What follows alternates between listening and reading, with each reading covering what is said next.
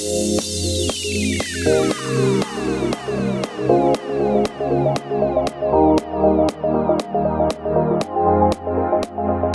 give a wonderful, warm welcome to Beverly C. MBE.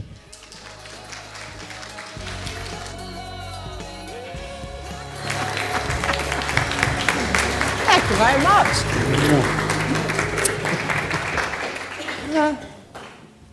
I love the introduction. Thank you very much for that. It's actually an MBE, not an OBE. I was thinking maybe he knows something I don't know, but no. I'm sure that's not the thing. Okay, this is a strange scenario for me. I'm very used to being up on stage with a pair of scissors and a comb, doing lots of shows. But I'd like to thank Ken and everyone at 365 for inviting me up to be part of your 1.5 2-day event. And I'm up here to share some of my experiences, actually, with you. I've been hairdressing for, 35, 37 years. I sort of lose count, to be honest. And over that time, I've come to realise so many other things that I didn't realise when I first started in this industry. And I'm going to be talking about emotional intelligence and how I use that in the workplace. And it's something that is very important to me and really important to how I sort of train my staff as well. I spend a lot of time travelling all over the world, and I've worked within other companies other than my own. And those experiences has taught me so much as well.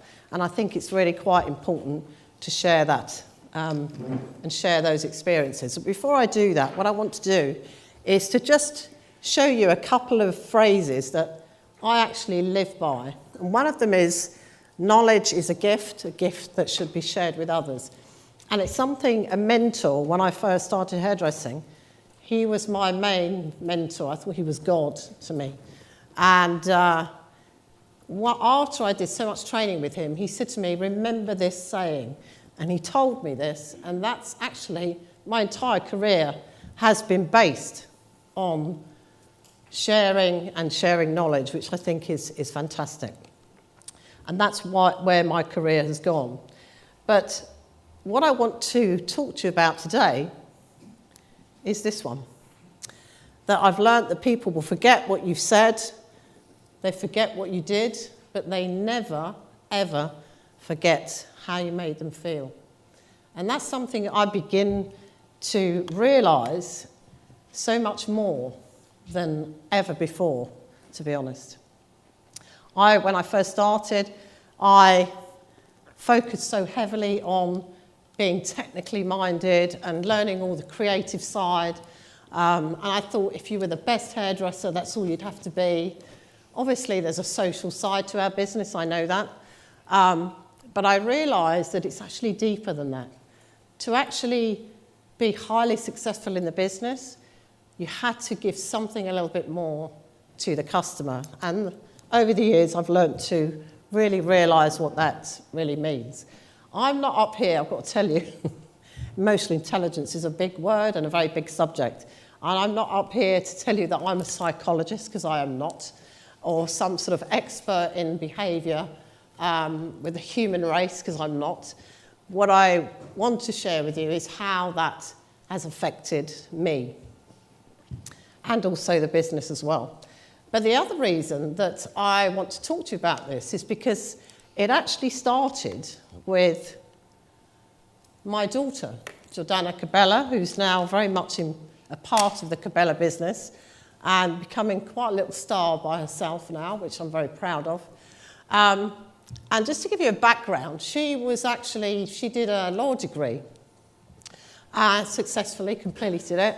And her brain was pretty fried by the time she finished, to be honest. And so she took a year out and went to work in the business with her dad, who was there at the time, and fell in love with the whole business of what it was about. Not just the administration side. She was so mesmerised by our industry and the creative side of it. she suddenly announced, sort of 8 months in, that she wants to be part of the business in a big way. So we had a very big family meeting about it, because it's a very big decision for her to do that. And I said, if you're committed, you have to make that decision. If you do, then I'll train you. And I was thinking, Jesus Christ, anyone ever tried to teach their children to drive a car? Yeah. So I was thinking, oh my God, I could end up falling out with my own daughter over this. But it's been an amazing journey. I then decided to start training her. So I spent 2.5 years, almost as many days as I could give her, one-to-one training. And it started by showing her cutting and styling at home on mannequins, away from the salon. Didn't want the salon to interfere. So we started there. And when I got to a level where I thought, no, she's ready now for the client, I thought, right, we're going to do some clients properly in the salon. So she then went off and basically decided to get all these clients in for free, 2 or 3, 4 clients a day. And we started. Now, we all know, everyone in this room knows how important the consultation is.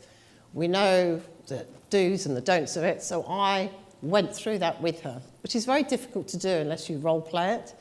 And I went through this with her. I thought she's a clever girl, she'll be fine.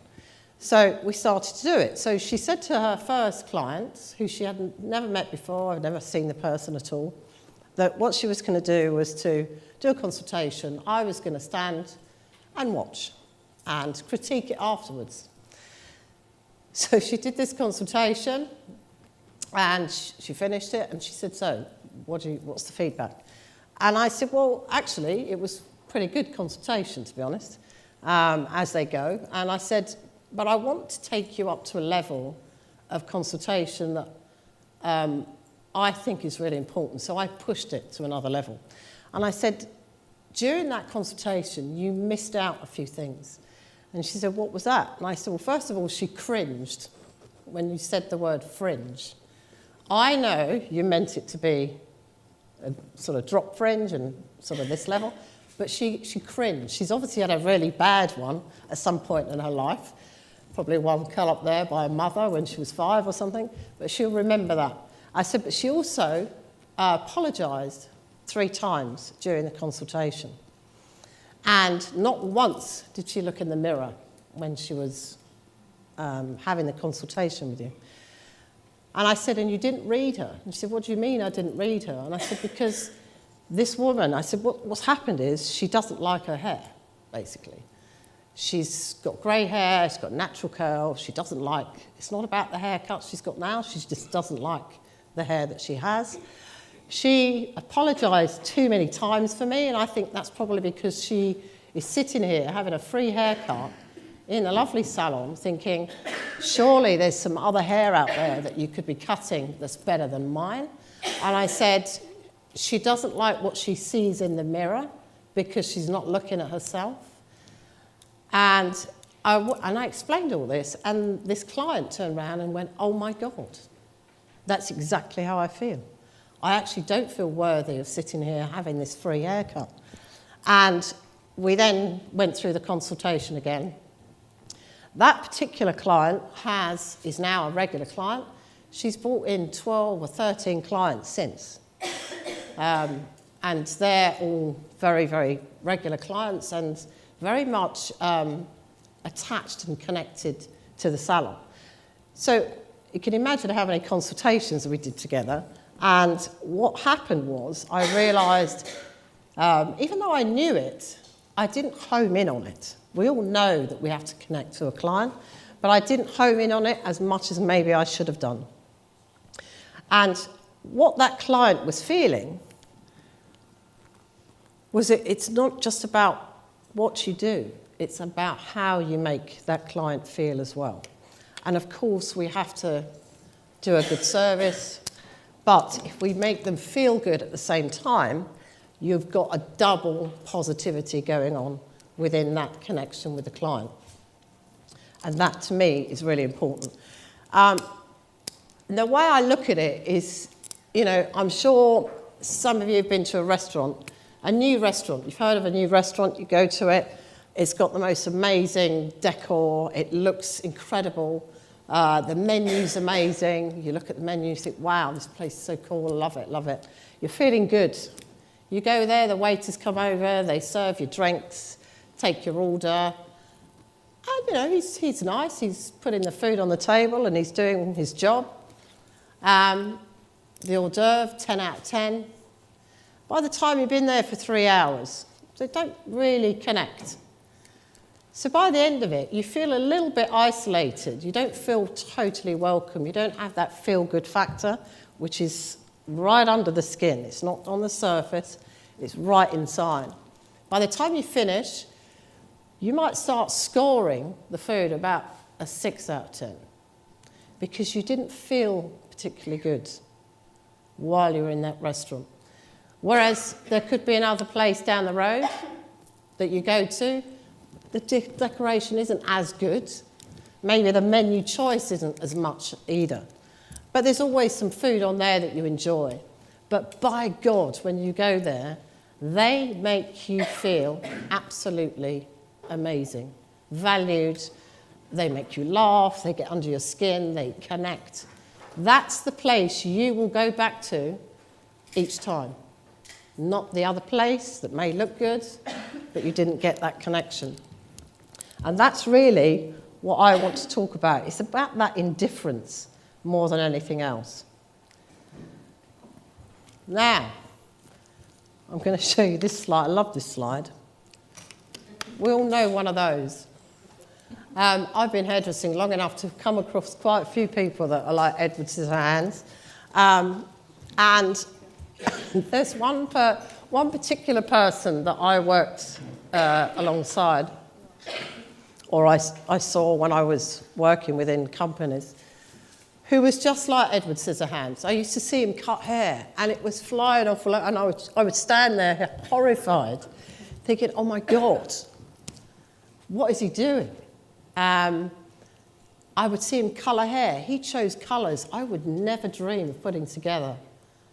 I think he was colourblind, to be honest. And I'd sit and think, oh God. And I could see some of the haircuts, even on the client, where they weren't asymmetric on purpose. They were, it turned out like that. But his clients absolutely adored him. This is the extreme. But this particular person, I could never forget. His clients worshipped the ground he walked on. They would never even think about having a blow dryer with another member of the same salon. They would put their entire diary about, when he's actually available to take them as an appointment. And the only thing I could think of was it was because of the way he made them feel. And I used to watch how he was doing that. And I don't know some of the things he may have told them. Maybe he told them he was doing the royal family's hair. I don't know.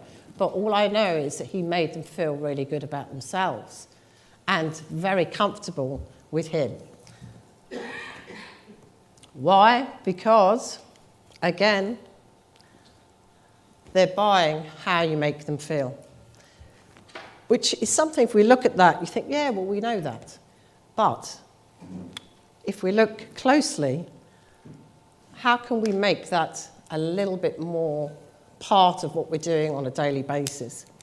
Now, if you look at this, we all endeavour to do this. We'll do this every day.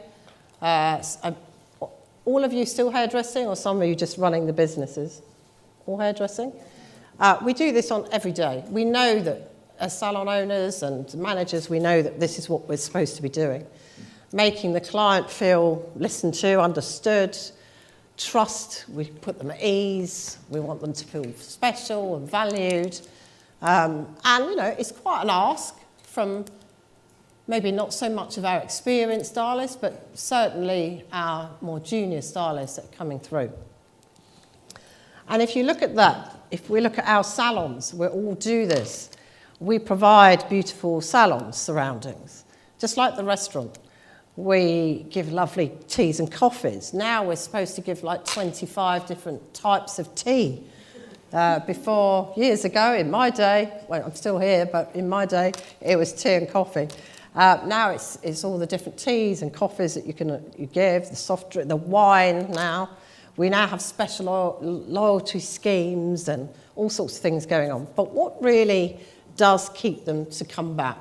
Those things help, of course they do, but there's something more that makes somebody come back to see you and believe in you and feel comfortable with you and at ease with you. So how do we take this up a level? There must be a way of taking this up a level. So let's have a look at that. So again, it's normal, it's verbally, we're going to do it. But more specifically is non-verbal communication. Non-verbal communication is the key, is one of the key things for me anyway.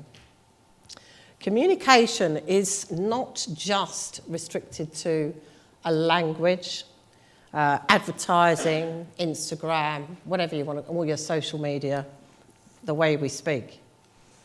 It goes way, way beyond that. It's a feeling you get. You can get that with words, of course you can, but non-verbal gives you more of a feeling than any verbal. And I'll tell you why, and that's because when we verbally talk to somebody, you can say what you like, but if you don't mean it, and your body language isn't meaning it, and if that non-verbal communication's not there, it means nothing.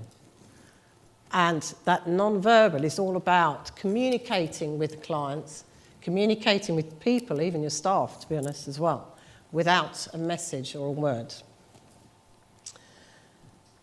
And the body language, so it's all about, for me, especially on consultation, it's all about the smile, the head tilt, the touch, the empathy. And that, to me, is what was happening when I was working with Jordana, with her clients, reading the client, and then bringing that. I was reading her non-verbal communication, and then I had to interpret that and then react accordingly. I'm doing two lots of, I've got one here and one here, so I sometimes forget.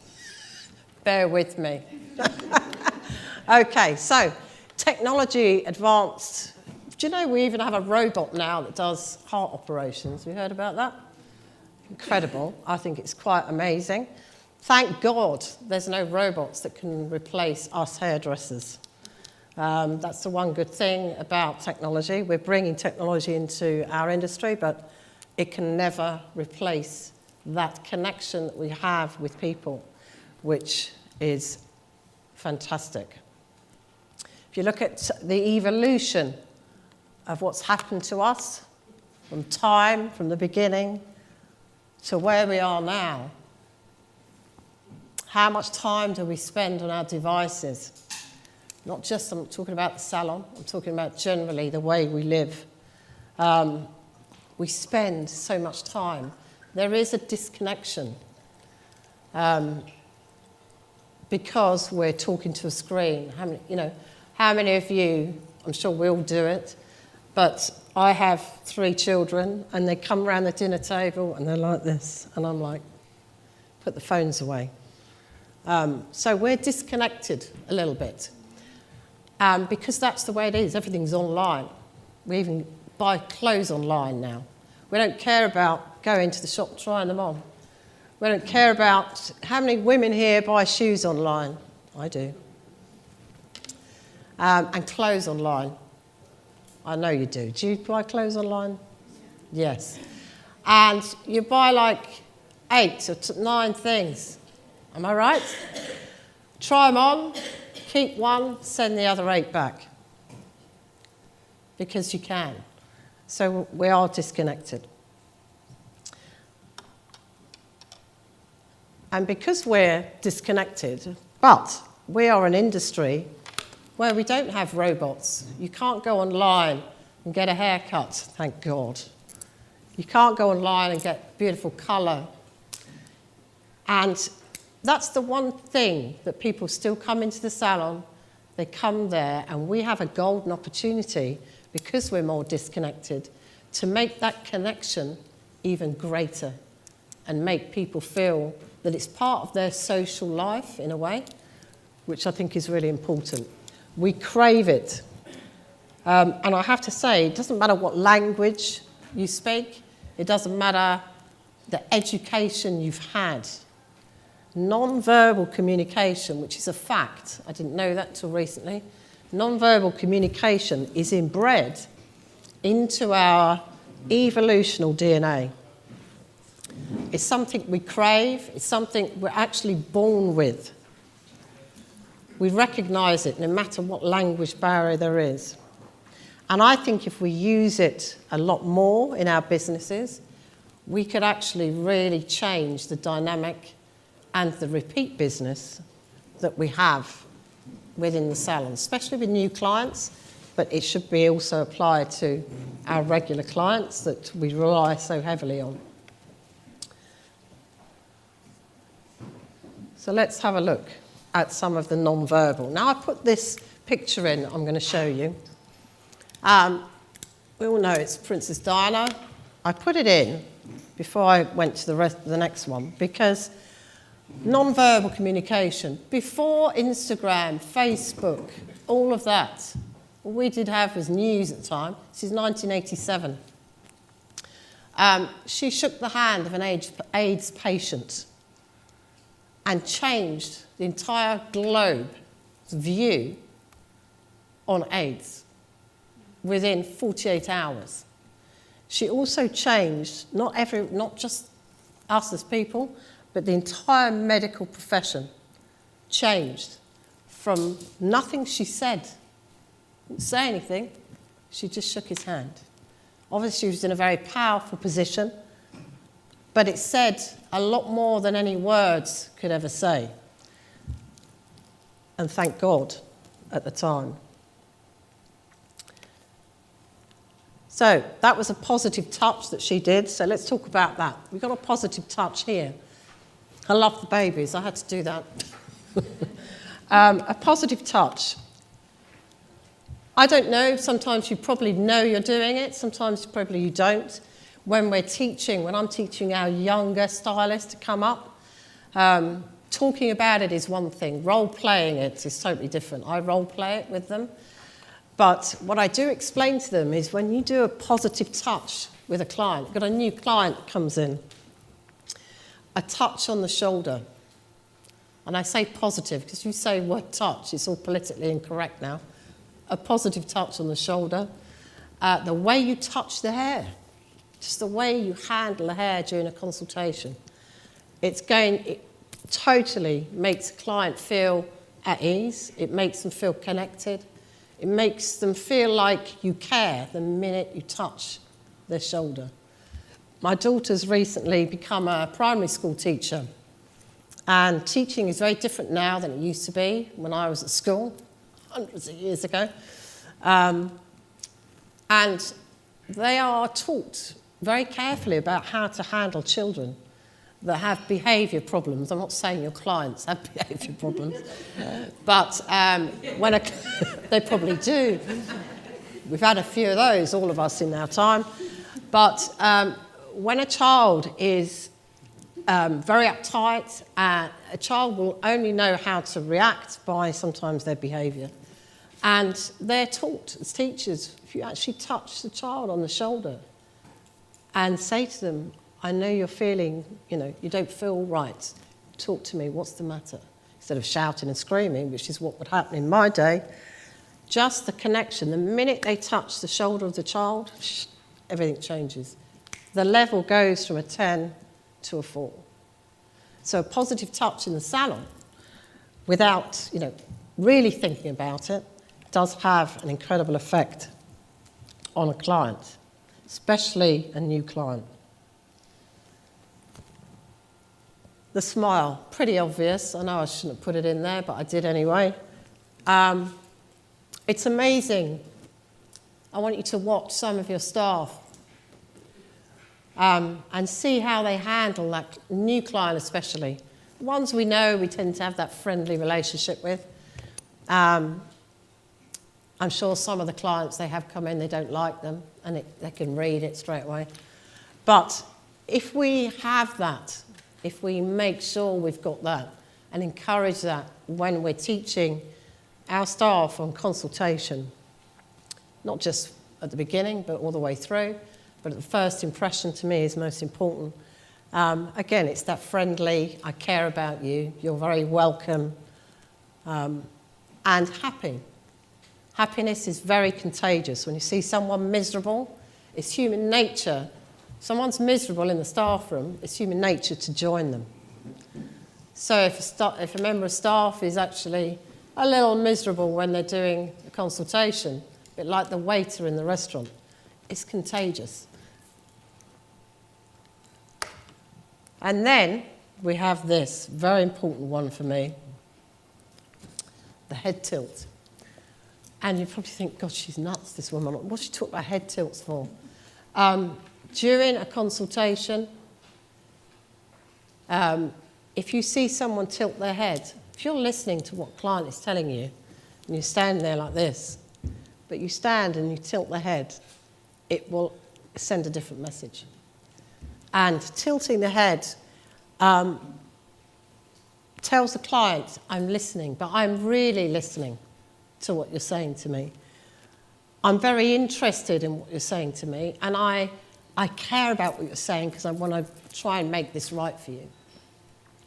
I didn't know also until fairly recently, and I'm talking about non-verbal communication, and it's evolutionary and it's in our DNA, that I didn't realise that even a baby at 4 weeks old, literally 28 days old, recognises a head tilt as friendly, a warmth, and a trust. So we do as well. And don't forget, your clients are reading you. You may be reading them, but they're reading you as well. But again, that sort of thing really does have a dramatic, more of an effect than I think anyone realises. So if you're listening to a client with the head tilt, which is like that, you're totally onto a winner, I might add. And we have our last one here. There's more, but I just wanted to concentrate on this. Empathy. There's an empathetic glance, obviously, in this photograph. You don't need words. You just look at it. Obviously, we don't want to sort of get on a bending knee with a client, but empathy during consultation, where it's necessary, is very, very important. I portrayed some empathy with the client, Jordana's first client with the grey hair, and this really made her connect with me and trust me before she got her hair shampooed. Empathetic glance. What are you saying to somebody with that? I'm really listening. I care about you. I'm going to help you. I understand what you're saying to me. I understand your problem. Plus, look carefully, she's got the head tilt on as well. And it says far more than any words could ever say. So all this non-verbal stuff, all this feeling of evoking feelings, the major companies out there are using that to advertise now. They didn't until more recently. It was all about, we've got this, it does that, and it's great, and it costs this. But a lot of companies, big companies now, are using the emotive way of selling their products. Even Apple, I'm an Apple convert. Even though I've got a phone that's less than 2 years old, it cost me $1,000, and it's about to break. I still go back and buy another one. Don't ask me why, but I do. But they do make you believe. They make you feel that this, you need this in your life. This is about feeling good. They may not have the best, they're actually proven not to have the fastest or longest lasting products, but they evoke feelings that make you want to belong to Apple and be part of Apple. But so have other companies. And I want to show you this advert. It's 3 minutes long. I apologise for that, but you really have to see it. And it's an advert that came out from 5 years ago, 2014. And it's a Sainsbury's advert. It's a Christmas ad. We all get excited about Christmas ads now, John Lewis. And they've hooked on to this because do you know what? They make you feel something. And they recreated a true story of something that happened in the First World War, got to remember it, 100 years ago, 1914. They reenacted something that truly happened, apart from the very last bit, which I'll talk to you about in a minute. But I'd like you just to have a look at it and tell me how that makes you feel.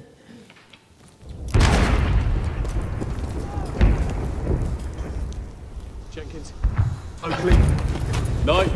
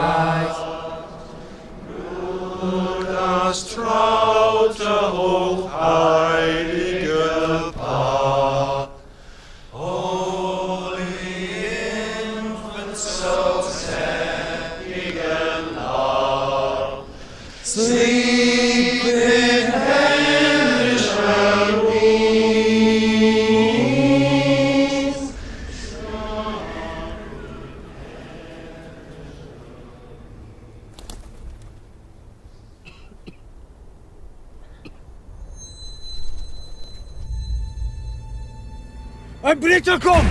Ein Briter kommt! Jim? Jim, don't do it! Halt! Er ist nicht bewaffnet!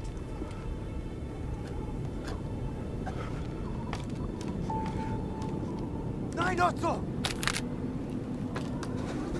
Jim!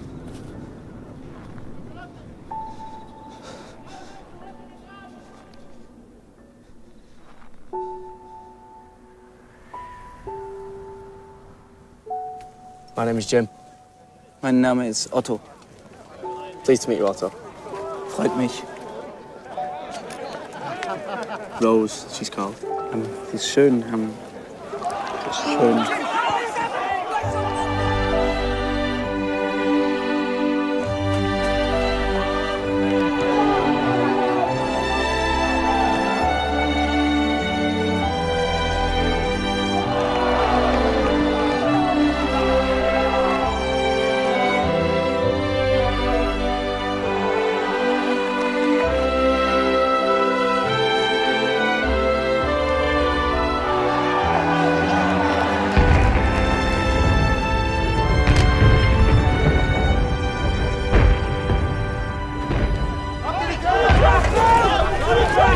Danke. Happy Christmas. Frohe Weihnachten.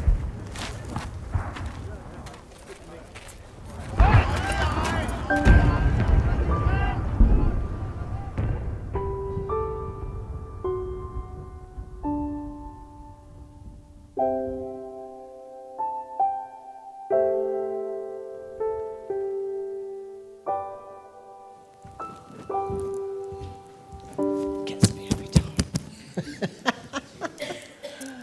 Who remembers the advert? And you remember it. It's like 5 years ago.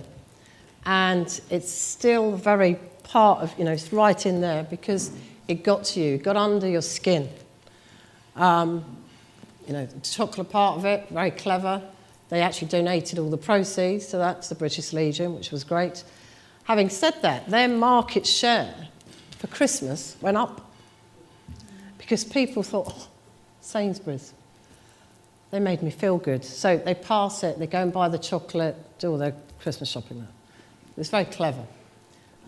We now look at all the John Lewis ones. They're all doing it to make us feel something. And there's a reason for that, because we crave it.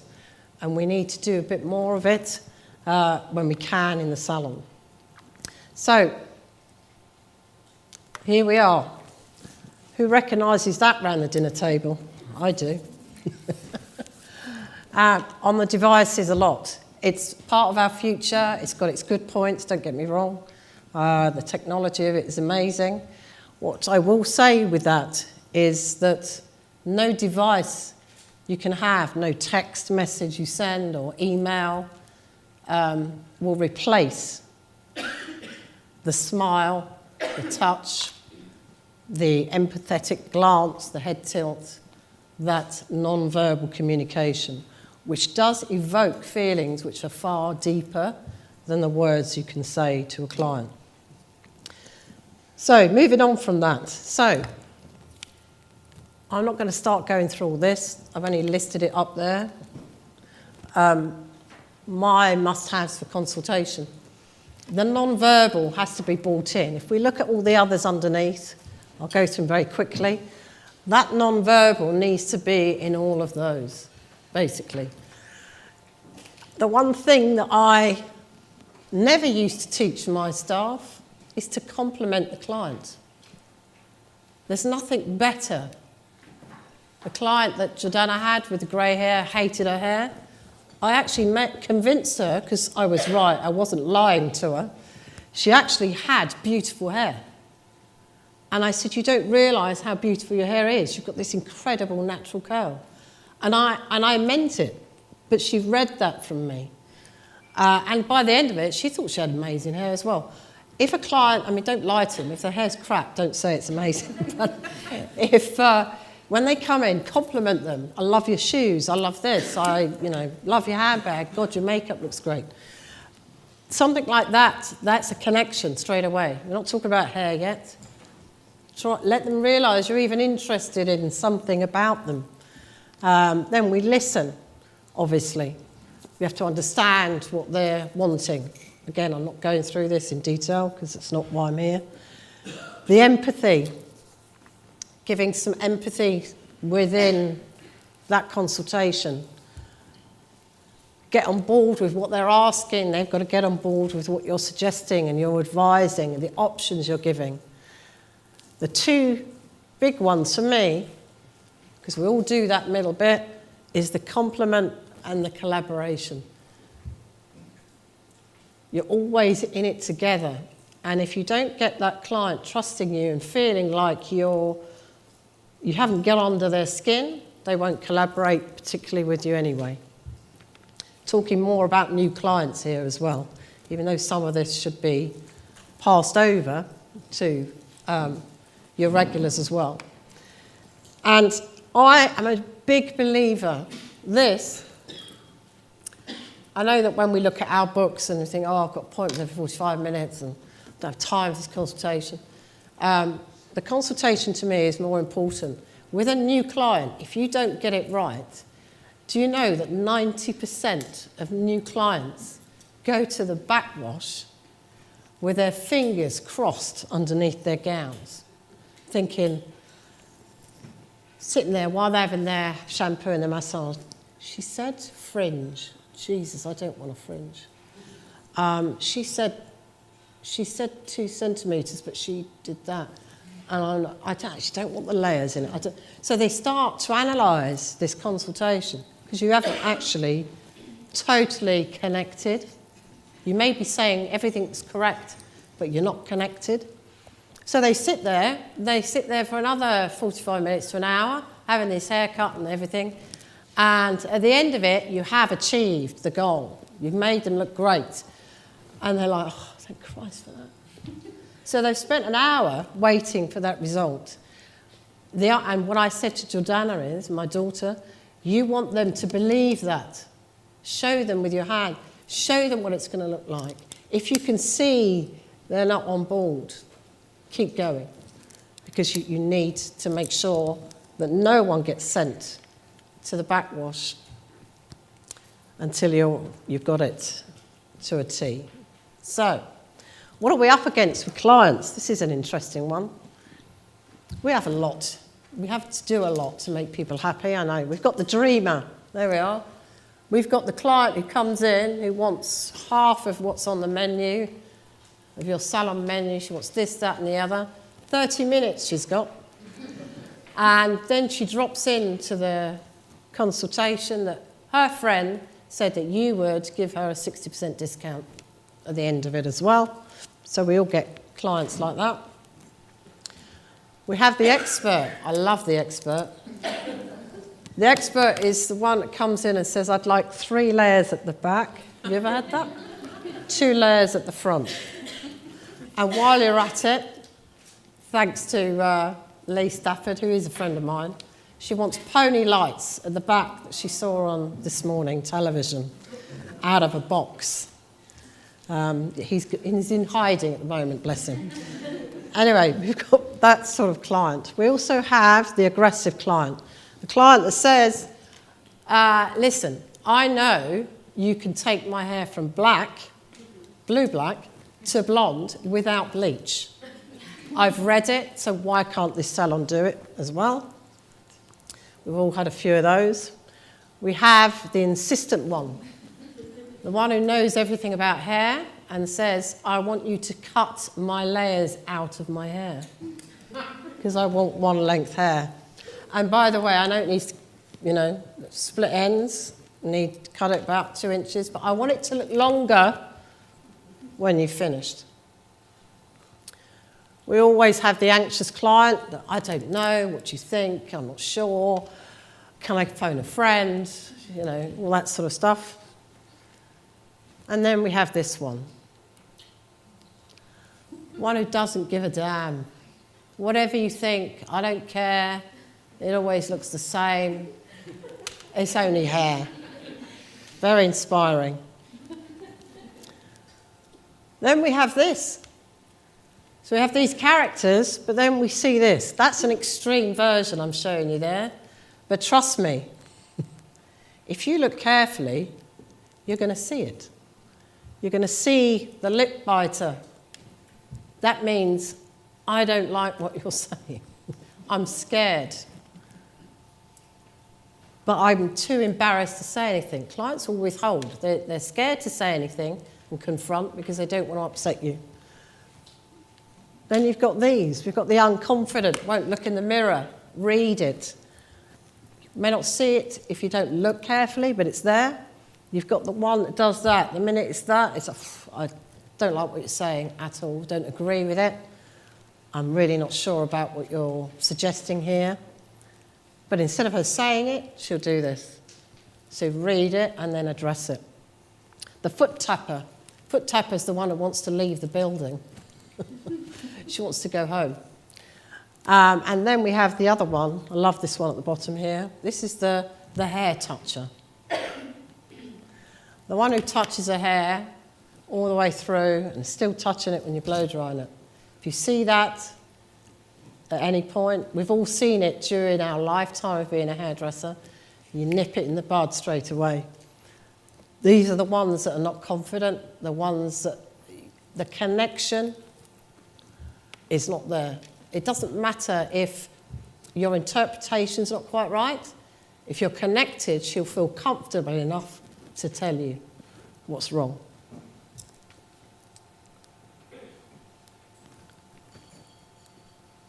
There are some people that you just can't help. There you go. You can't help everyone. I had to put that in there, just for a bit of a laugh. Not politically, I'm not going to get political up here. Look at the hair, I couldn't help him either. But anyway. Okay, so what do we have to do? We just have to learn how to read them. We have to look further and see what's lying on the underneath, to be honest.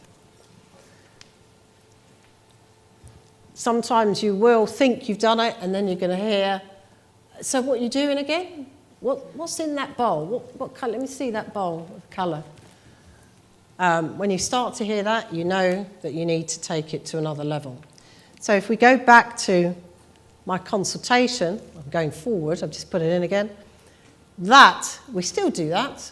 All these different characters, our aggressive client, our non-believer, the expert, the unconfident.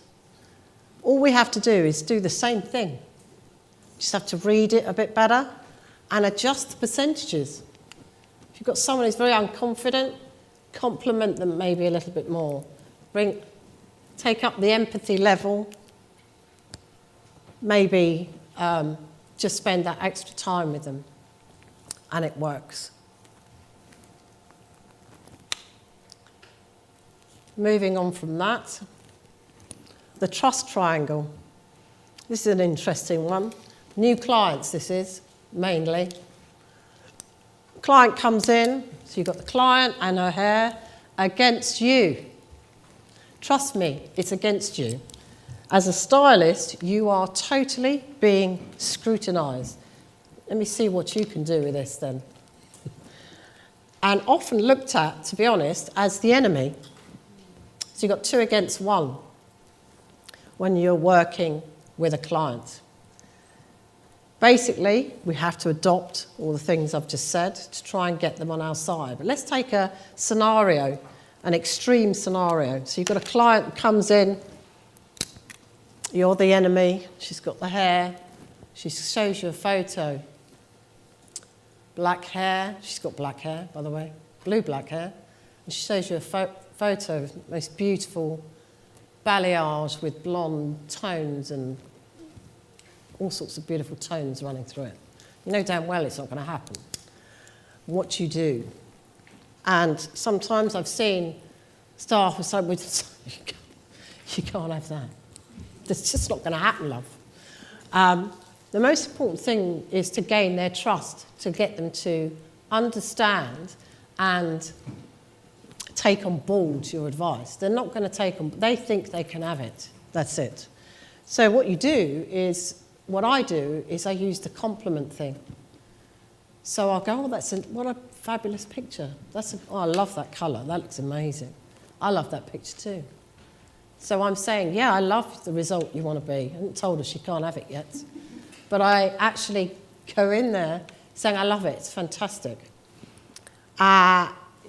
Non-verbal, the touch, the head tilt, give it all that. Get them on board first. Then you can say, this is what I would do, and this is what I teach my staff to do. Then I say to them, then what you have to do is say, right, let's have a look at your hair. Tell me about what's on there now. Have you been using box dye on it? Yes, I've put blue black on it like 98 times. So you then start to look at the hair and say, well, I love this picture. She now knows you love the picture. I love the result, and I would love to get you there, but let's see what your hair's going to allow us to do. So you now have changed the dynamic. You've changed the dynamic to that. Client, stylist, working together, the hair's now the enemy. If you do it that way and start to manipulate, then right towards the end, you can really say, I cannot get to your hair. Your hair. The hair's the problem, not me, because I won't do it. It's the hair that's the problem. And manage the expectation. And tell them it's going to take 4, 5, 1 year, 4 or 5 visits to get to their desired result. If you do all those and do it gently, it works. The other thing I always find with colour that works for me, with the non-verbal and everything, I will often, if there's a problematic client like this, where we've got an issue with extreme colour changes that they expect, and they're insistent, I always get another stylist over, another colourist. I do that. A lot of hairdressers don't like doing that, because they think if they bring someone else for a second opinion, it undermines their knowledge to the customer. They are so wrong. If you bring another person over and say, this is the design, I love this picture, this is what she wants, and talk to her, go through the technical stuff, you can start getting technical with this person. And she's sitting there going, wow, these guys know their stuff. And they care so much. There's 2 of them working on me. It doesn't undermine you. So and it works. So use it in the salon if you have that scenario. The one thing that I always tell my staff, if I ever hear them say, they take the client over, so what are we doing today? I hear it and it makes me cringe, purely because I try to teach this to them, because by saying that to a client, if we think of all the verbal and non-verbal, that first impression that the client gets, new client, not so much with your regulars, but with a new client, you are saying, well, what do you want? You know, you tell me what haircut you want, I'm listening. And you put all the pressure on them to come up with the idea. So one of the things that I always try to bring into it, even though most of this is about non-verbal, which is the most important, is about, you know, tell me about your hair. Not what we're doing today. Tell me about your hair. What's your biggest chat? What do you like about your hair? Ask them. Have you ever asked your client what's their favourite ever haircut? If you think about it, they'll tell you their favourite haircut. And by God, do they remember the ones they didn't like? They do actually remember it for 15 years in great detail and feeling. But if you start to ask other questions, you know, which hair do you admire? What's the best haircut? What's the worst haircut you've ever had? You start to get a little bit more information from the client. And it works. So no matter what hairdresser, we've all got different hairdressers in our businesses. We've got the passive ones, the assertive ones, maybe the more aggressive ones, full of yo-ho and confidence, or combinations of. It doesn't matter.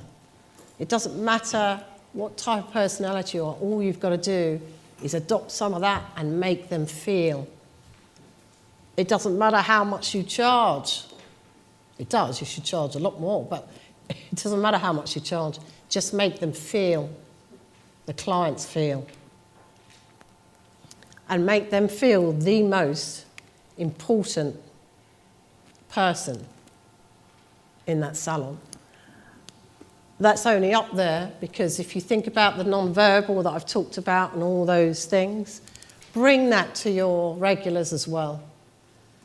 But with your regulars, I think it's really important. One of the things I always get my staff to do is ask the question of what did you not like about the last haircut? Anything you want to change? Don't allow them to not say it.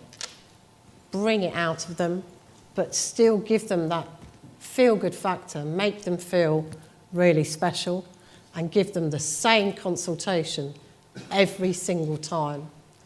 Because the one time you don't is the client that comes to you who says, yeah, I think they just got used to me, and they didn't listen anymore. So bring this to your regulars as well. They're the ones that really have kept our businesses going month on month. Really, everyone just wants to feel special. And if we can make that, we'll do it, we'll try to do it. If we take it up a notch, it really will make a difference. So to finish off, I'll just finish off with this one thing here, that I've learnt people will forget what you said, they will forget what you did, but they never, ever forget how you made them feel. And that's me. Thank you very much.